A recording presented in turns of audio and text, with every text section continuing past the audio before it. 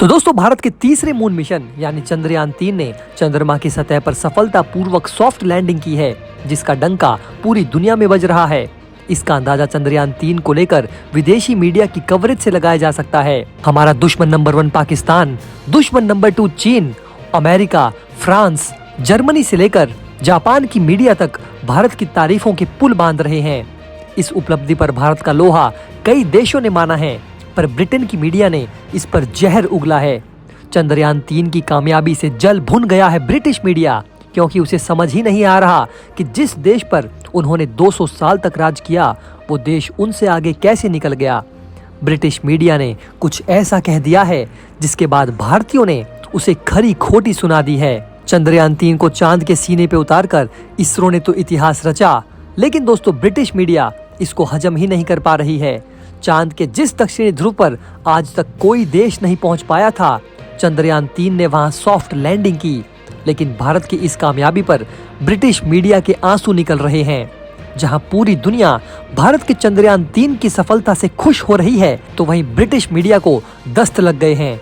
British media Bharat को याद दिला रही है कि उसके देश की सरकार की तरफ से उसे कितनी मदद दी जा चुकी है।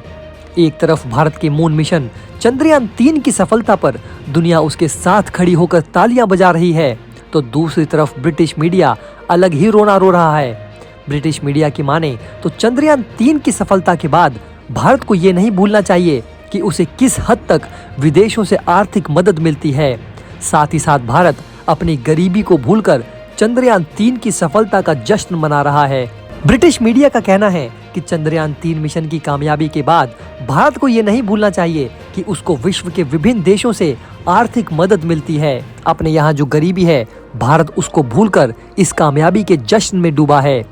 दरअसल दोस्तों ब्रिटेन के जीबी न्यूज के एक एंकर पैट्रिक क्रिस्टी ने अपने शो में कहा कि साल 2016 से 2021 के बीच भारत को ब्रिटेन से 2.3 अरब डॉलर का सहयोग मिला है।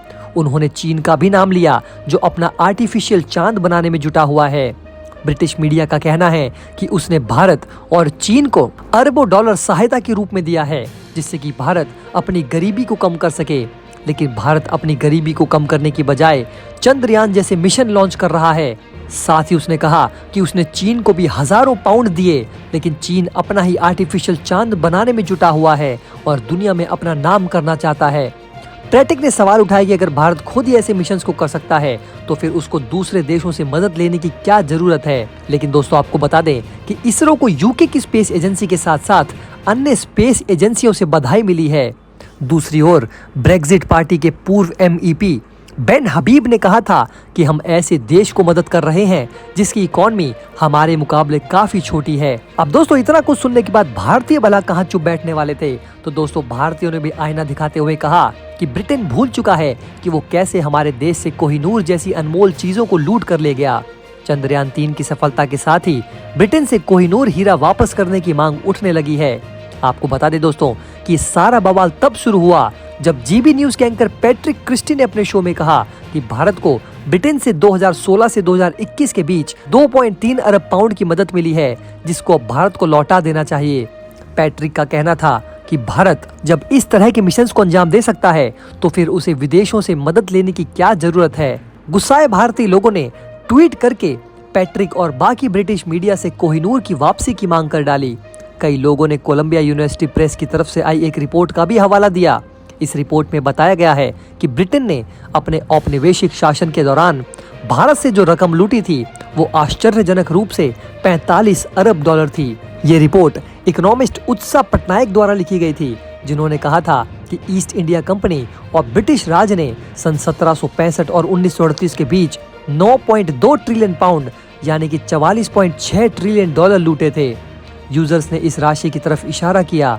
कुछ ने कहा कि 9.2 ट्रिलियन पाउंड या 44 ट्रिलियन डॉलर में से 2.3 बिलियन डॉलर की कटौती कर लो और जो बच जाता है उसे वापस भारत को दे दो।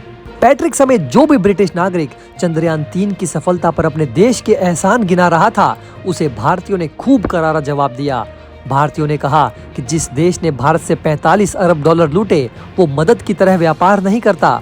साथ ही डेली एक्सप्रेस और पैट्रिक जैसे लोग आम जनता को गुमराह करने वाले होते हैं। भारत के लोगों ने तो दोस्तों ब्रिटिश मीडिया को करारा जवाब दिया साथ ही साथ हंगरी और यूरोप के बाकी कई देशों ने भी ये लिखा कि ब्रिटेन ऐसी बातें करके दुनिया में अपना मजाक खुद ही उड़वा रहा है। उन्होंने याद दिलाया कि भारत ने यूके से सहायता को ये कहते हुए अस्वीकार कर दिया कि ये उसके लिए कुछ नहीं है बल्कि मूंगफली के दाने के बराबर है। उन्होंने ब्रिटेन को बताया कि कैसे उसकी वजह से बंगाल में आए अकाल ने भारत में लाखों लोगों की जान ले ली थी।